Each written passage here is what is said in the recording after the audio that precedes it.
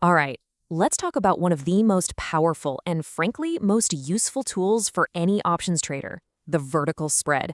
I mean, if you've ever wanted a strategy that lets you chase profits, but also lets you, sleep at night, you are definitely in the right place. Let's jump in. This right here, this is the question that keeps us up at night, isn't it? We're all in this to see our accounts grow, but there's always that little voice in the back of your head worrying that one wrong move could wipe out all your hard work. So how do you find that perfect balance between grabbing opportunity and managing fear?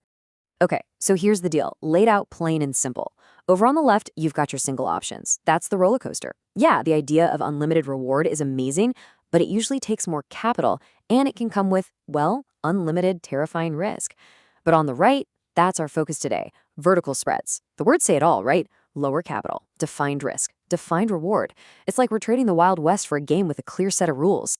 So let's officially bring in the solution to that trader's dilemma. We're talking about a strategy that's built from the ground up on the idea of limits. But here's the key. These are limits that work for you, to protect you. When you break it down, the definition is actually really simple.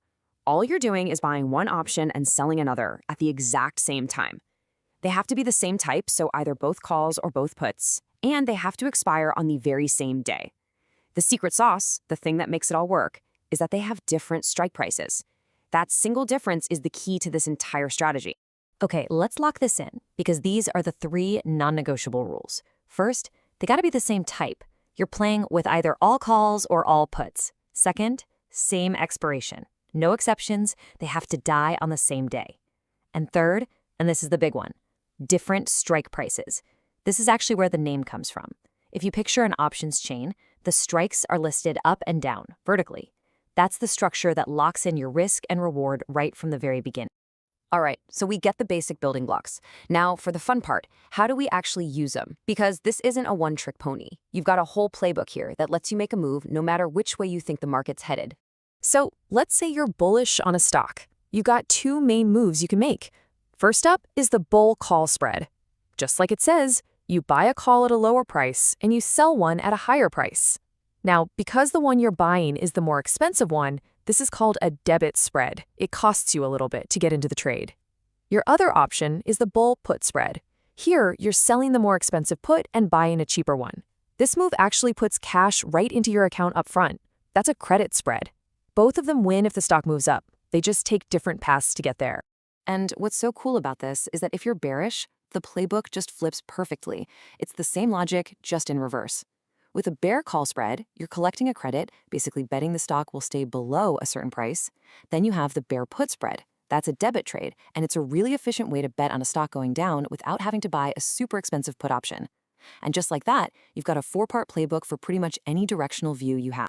Okay, now we're getting to the best part. I mean, the single biggest reason people fall in love with vertical spreads. This is where the real magic happens, and it all boils down to one incredibly powerful word: certainty.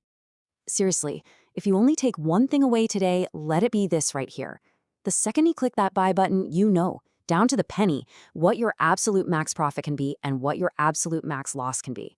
It's like putting guardrails on your trade. No blowups, no terrifying surprises. That feeling of control is exactly why so many traders make spreads their go-to strategy. So you're probably asking, how do you figure out that max loss? It's not some crazy formula. It's super straightforward. If you paid to get in, that's a debit spread, your max loss is simply what you paid. That's it.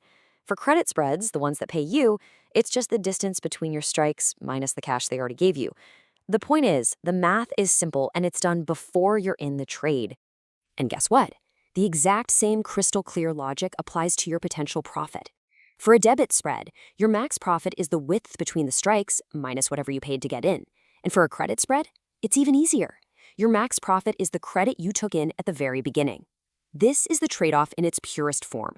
You agree to cap your upside, and in exchange, you get to completely cap your downside. Okay, so we know what they are, we know how they work.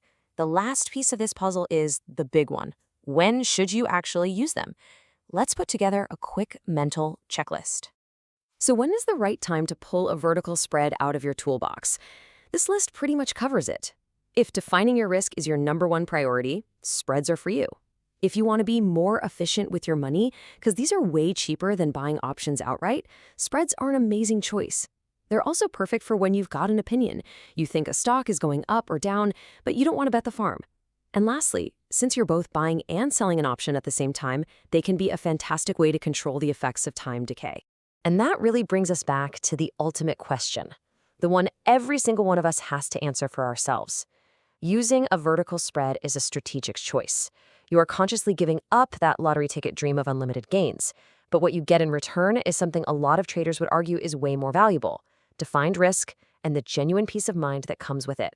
So, what kind of trader are you? That's really what it all comes down to.